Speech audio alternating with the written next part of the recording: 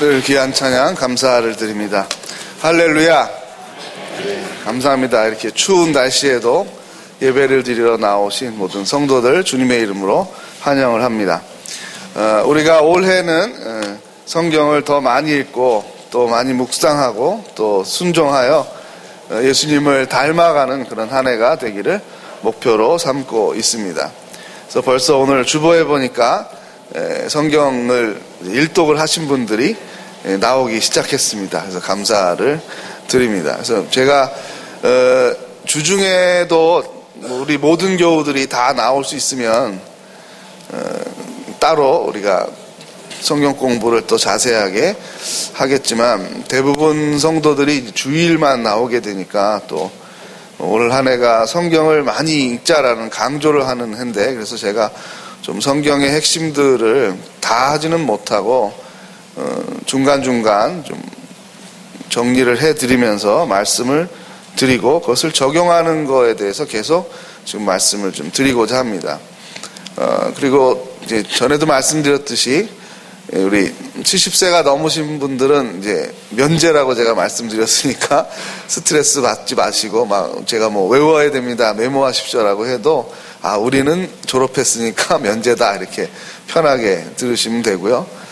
왜 그러냐, 70, 80이라도 나는 다 외울 수 있고 할 수 있다 하신 분들은 계속 메모하시고 같이 하셔도 좋습니다. 특히 20대, 30대, 40대들은 좀 부지런히 성경을 많이 읽으시고 또 많은 훈련과 세미나가 펼쳐질 때 나를 위한 것이다, 하나님께서 나를 위해서 베풀어 주신 영적인 잔치 자리다, 거기에 우선적으로 참여하자, 이런 마음을 가지시고 좀 부지런히 오시면 좋겠습니다. 창세기의 말씀은 너무나 중요한데요, 그것은 우리가 지금 새벽 기도 때 지금 2달 동안 계속 진행이 되고 있고 될 것입니다. 그래서 오늘 금요 심야 기도회가 있는데요, 금요일에 나오십시오. 나오시면은 창세기의 핵심들을 말씀을 정리하시면서 또 같이 기도하는 시간을 갖도록 하겠습니다. 오늘은 모세오경 가운데 아주 중요한 부분, 출애굽기에 있는 그 하나님의 얼굴을 대면해서 모세가 대화하고 그 받은 계시를 백성들에게 다시 전달하는 그런 중요한 부분을 지금 핵심을 잡아서 말씀을 드리려고 합니다. 여러 번 강조했던 내용이 하나님은 인격체라는 것입니다. 그냥 어떤 단순한 원리나 어떤 에너지를 말하는 것이 아닙니다. 그냥 소원을 계속 빌면은 그 소원이 전달이 돼서 내 소원이 이루어진다라는 그런 사상과도 다릅니다. 하나님은 인격체입니다. 판단력이 우리보다 뛰어나십니다. 무조건 우리가 정성만 다하면 우리 마음대로 움직일 수 있는 산신령 같은 그런 존재가 아닙니다. 하나님은 명확하십니다. 본인 생각이 동의가 안 되면은 우리가 100번을 해도 안 들어주십니다. 그런데 오늘은 예외가 일어납니다. 사람이 기도를 하고 사람이 계속 설득을 하는데 하나님의 마음을 바꾸시는 내용들이 이 출애굽기 32장, 33장, 34장에 계속 소개가 되고 있습니다. 애굽이 어떤 나라입니까? 아주 우상숭배를 통하여 그 황제의 권력이 아주 집대성됐던 고대의 왕국을 지금 보여주고 있습니다. 피라미드라는 것은 지금도 그 세계 7대 불가사의의 1등이고요. 1번이고요. 애굽이 산업이 발달하지 않아도 지금까지 먹고 사는 이유가 사람들이 피라미드를 보러 오기 때문이죠. 이 피라미드는 정말 풀 수 없는 수수께끼입니다. 여러분, 그 돌 덩어리 하나가 우리 교회만큼 크다고 합니다. 그런데 그것이 수없이 쌓여져 있는데 사방에 돌이 있습니까? 없습니다. 사막이에요. 사막에 그렇게 많은 돌들이 쌓여 있습니다. 지금보다 더 건축 기술이 좋았나요? 그렇지 않죠. 수천 년 전에 어떻게 저걸 만들었을까? 별의별 추측들을 다 하다가 어떤 사람들은 뭐 우주인이 와서 건설하고 간 정거장이다 막 이런 얘기까지도 책이 나와 있을 정도입니다. 근데 강의 상류에 가면 거칠고 큰 바위들이 있습니다. 큰 돌들이 있습니다. 그것을 그렇게 다듬어 가지고 내려와야 되는 거죠. 얼마나 많은 노예들이 동원됐을까요? 얼마나 많은 사람들이 사고로 죽었을까요? 그런데 그것이 정말 인류에게 너무나 가치 있는 일이다. 한 번 태어나서 그 무덤을 짓는 일에 내가 동참했으니까 삶에 여한이 없다. 여러분 그러시겠습니까? 아니죠. 똑같은 우리와 같은 사람인 어떤 사람의 시신이 들어가는 공간을 만드는 건데 그거를 모든 백성이 동원돼 가지고 평생을 그 일을 해야 된다면 얼마나 헛된 삶입니까? 헛된 삶을 살고 있는 사람들을 바라보며 하나님의 그 답답한 마음, 분노하는 마음을 이해할 수 있어야 합니다. 그 마음과 교감이 된 상태로 여러분 출애굽기를 읽어보십시오. 참되신 하나님을 모르고 태양을 신으로 숭배하고, 태양은 사실 우리에게 뭔가 숭배를 받아서 혜택을 받는 것은 없겠죠. 그렇죠? 태양 자체가 우리의 정성을 받아서 태양이 기뻐하겠습니까? 인격체가 아닌데. 태양신을 등에 업은 권력자들이 나타나는 것이죠. 황제와 그 황제 주위에 있는 사람들이 신격화되는 것입니다. 사람이 죽은 다음에 들어가는 무덤이 그토록 크다면 그가 살아있을 때의 권력이 얼마나 막강하겠습니까? 신으로 군림하는 것입니다. 다른 백성들은 다 노예와도 같은 삶을 삽니다. 이것은 하나님께서 기뻐하시지 않습니다. 그러므로 출애굽의 대역사가 일어나는 것이죠. 또한 하나님은 신실하신 하나님입니다. 약속을 기억하고 끝까지 지키시는 하나님이죠. 신실하신 하나님. 하나 메모를 해주시면요.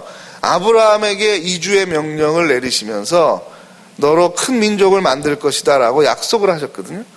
근데 사람이 믿음이 연약해서 자꾸 그 약속을 회방합니다. 하나님이 회방하는 게 아니라 믿음이 연약한 우리가 회방하게 되는 거죠.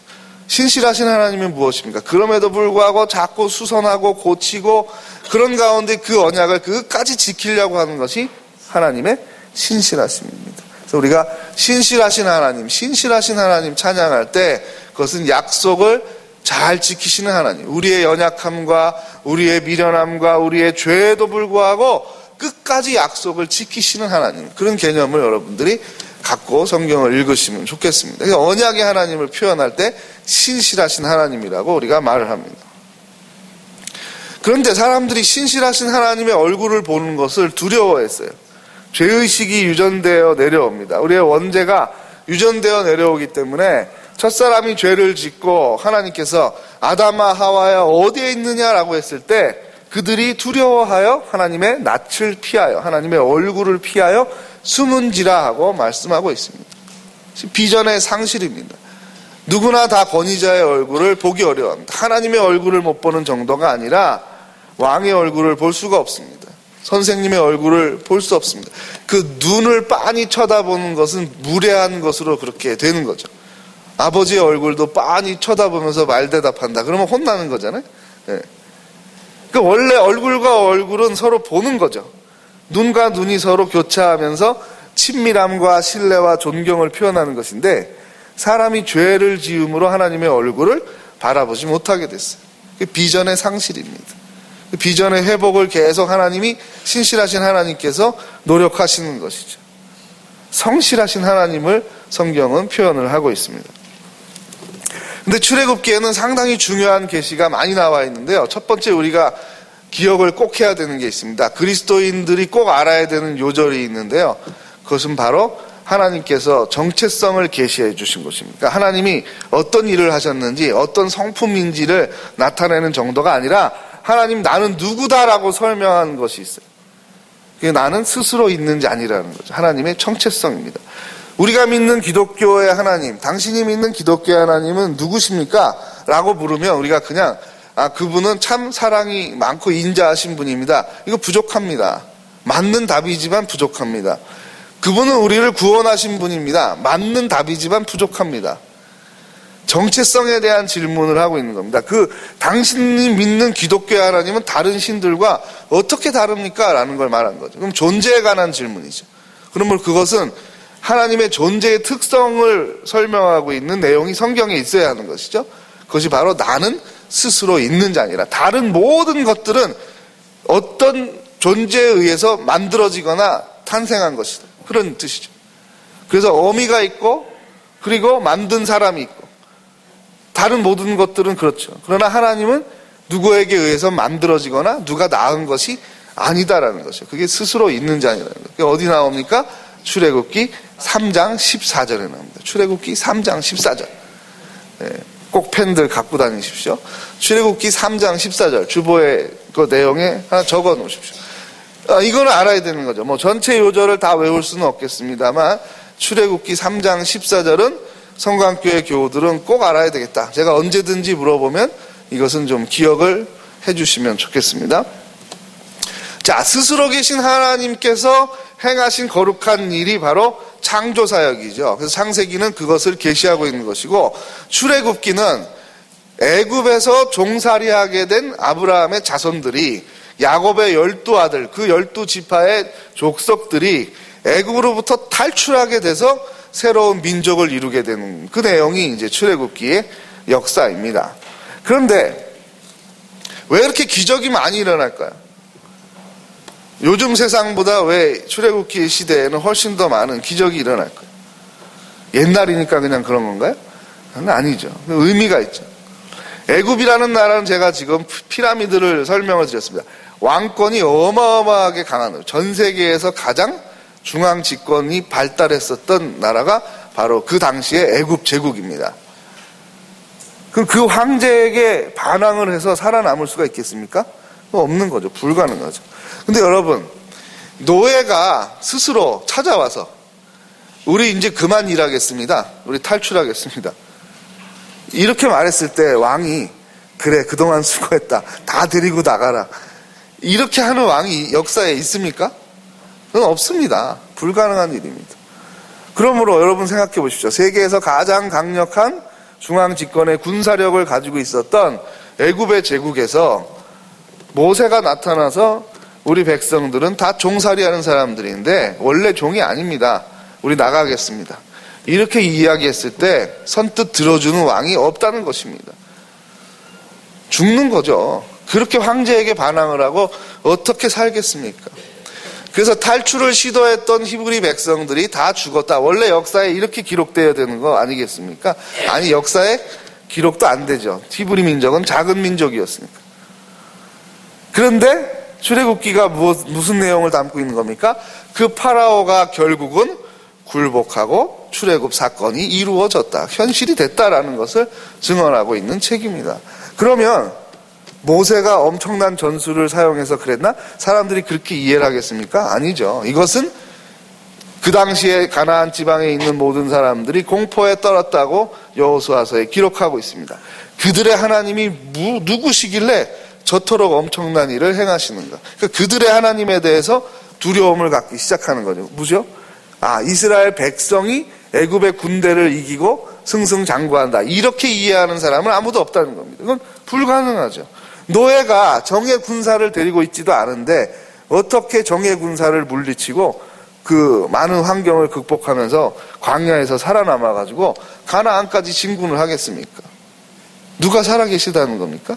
그들의 하나님이 살아계시다라는 것은 이방인들조차도 알 수 있는 놀라운 역사였습니다.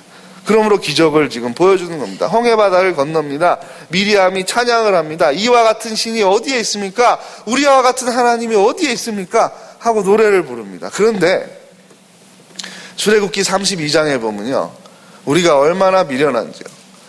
잠시 모세가, 지도자가 안 보입니다. 그러니까 불안에 떨고 있습니다. 우리를 좀 보여줘라. 어떻게 된 거냐? 우리를 인도해 갈 신을 좀 보여다오. 계속 요구를 아론에게 합니다. 아론이 죽게 생겼습니다. 그러니까 그러면 할 수 없다. 너희들 가지고 있는 금은 팔찌, 목걸이, 귀걸이 이런 거 다 내라. 그래가지고 그걸 녹여가지고 뭘 만들죠? 금송아지를 만듭니다. 금송아지를 만들어 놓고 뭐라 그럽니까? 우리를 애굽에서 인도해 내신 이가 바로 이분이다. 여기 와서 절하고 경배하라고 얘기하고 있습니다. 여러분, 이거 하나님 입장에서 보면 얼마나 화가 나는 일입니까? 그거 하지 말라고 지금 끄집어내는 건데 또 그걸 하고 있어요. 그거 하지 말라고 지금 데리고 나오는 과정 중에 있는데 그 잠시를 못 참아서 또 금송아지를 만들고 있어요. 그때 하나님께서 모세에게 말씀합니다.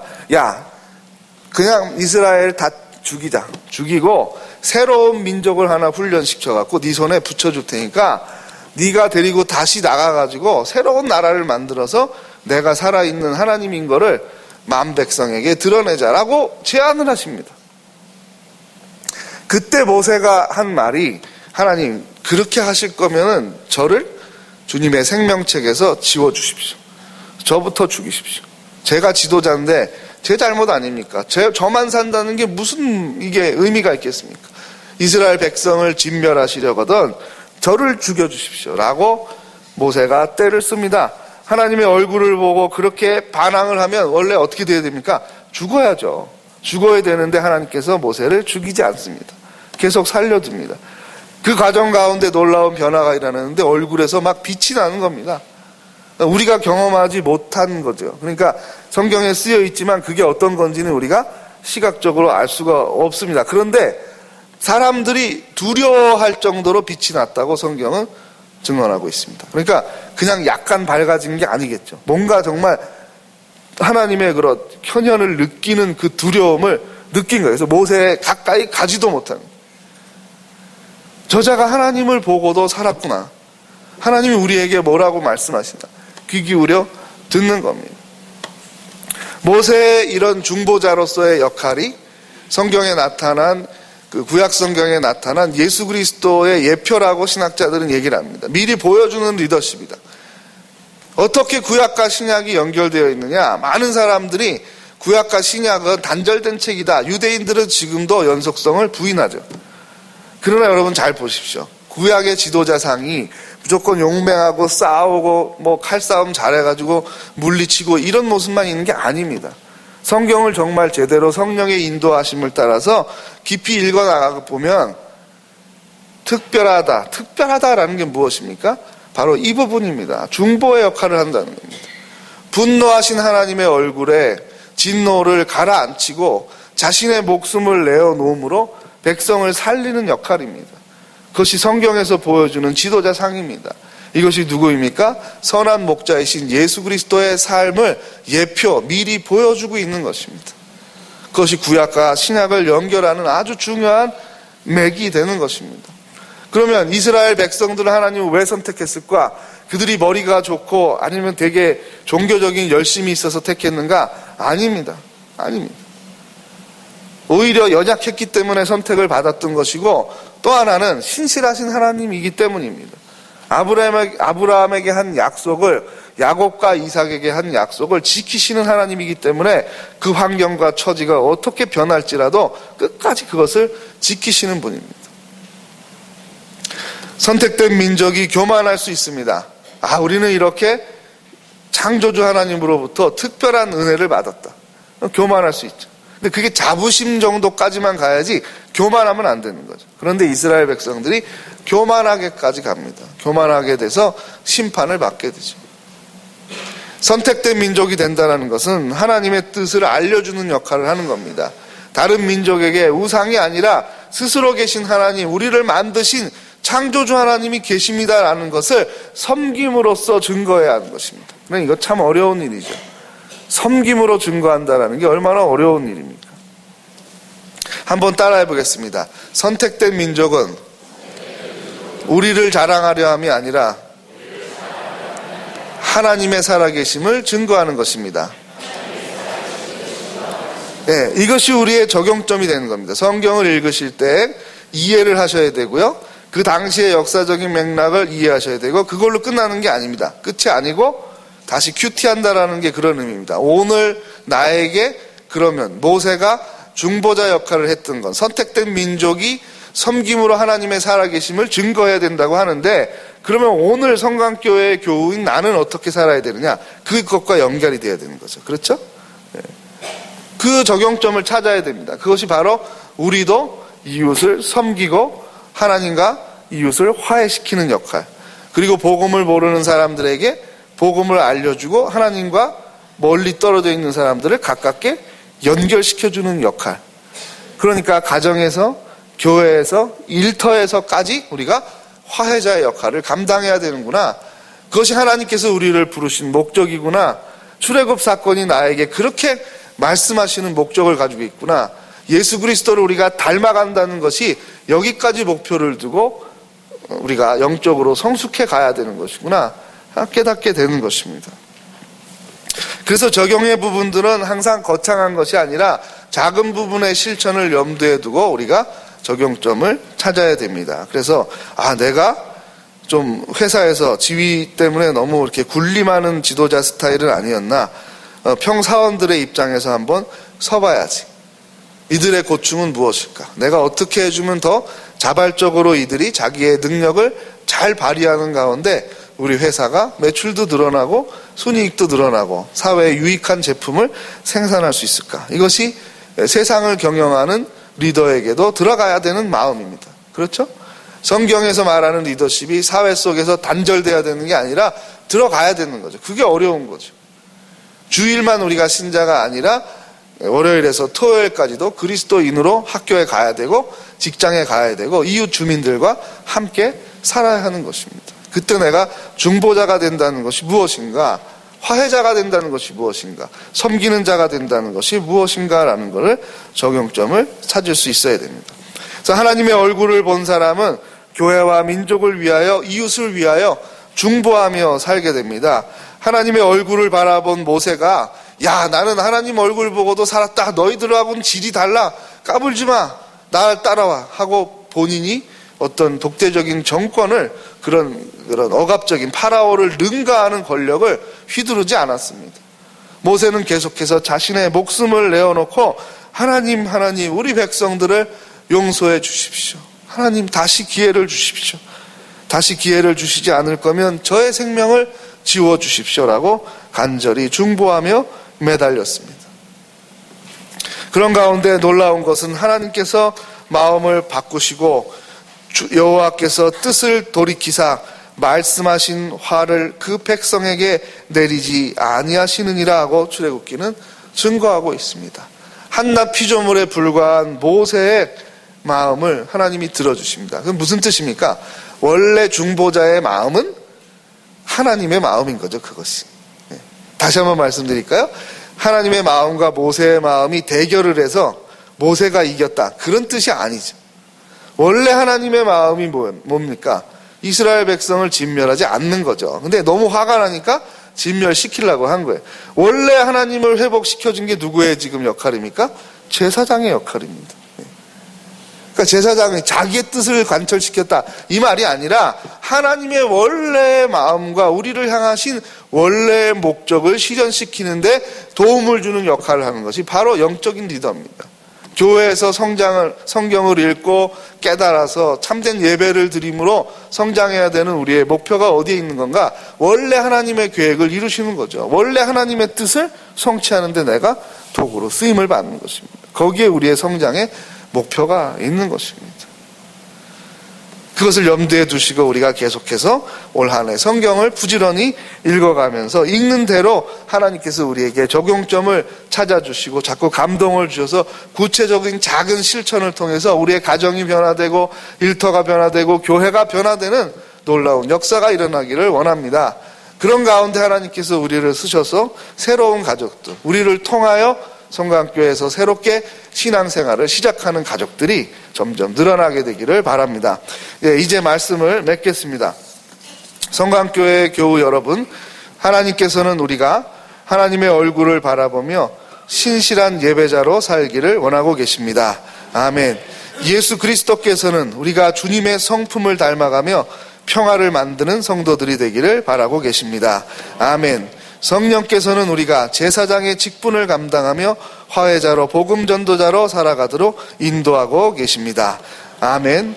우리 419장 1절 부르시면서 결단의 찬송을 드리겠습니다.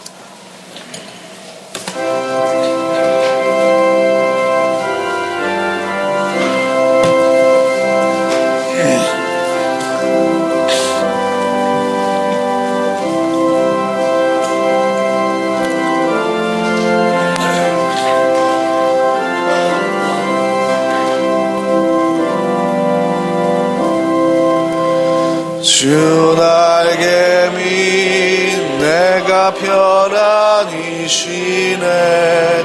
밤 깊고 비바람 불어쳐도 아버지께서 지켜주시니 거기서 편안히 쉬리로다. 주 나에게 평안하다.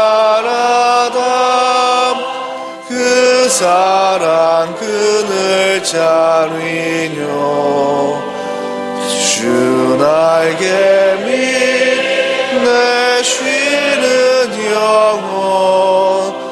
영원히 거기서 살리. 우리 말씀을 기억하면서 이 시간 합심해서 기도를 하겠습니다. 우리가 하나님의 얼굴을 바라보는 신실한 예배자로 살며 중보자의 역할, 제사장의 역할, 화해자로서 또 복음 전도자로서 살아가는 우리들의 성숙한 삶이 되게 해달라고 이 시간 함께 통성으로 기도하겠습니다. 하나님 아버지, 우리를 연약함, 우리의 미련함, 출애굽 과정에서도 보듯이 이스라엘 백성들의 완악함과 미련함에도 불구하고 모세의 중보를 통하여 살려주시고 계속 기회를 주신 것을 보게 됩니다.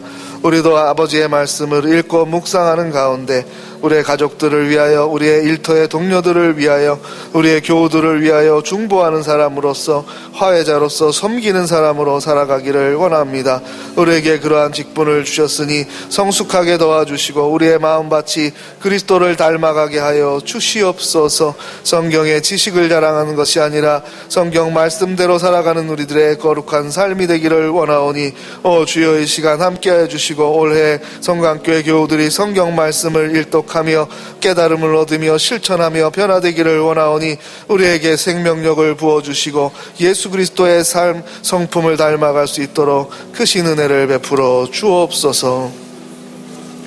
하나님 아버지, 우리가 연약할 때, 미련할 때에도, 우리가 죄를 지을 때도 우리를 용서해 주시고 다시금 새로운 기회를 주시니 감사를 드립니다. 예수 그리스도의 성품을 닮아가는 성장이 있게 하여 주시고 화해자로 복음 전도자로 살아가는 성강의 교우들 되게 하여 주옵소서. 성경을 부지런히 읽게 하여 주시고 읽는 가운데 깨달으며 예수 그리스도를 닮아가며 순종과 실천이 있게 하여 주옵소서. 우리를 사랑하시는 예수 그리스도의 이름으로 기도하옵나이다. 아멘.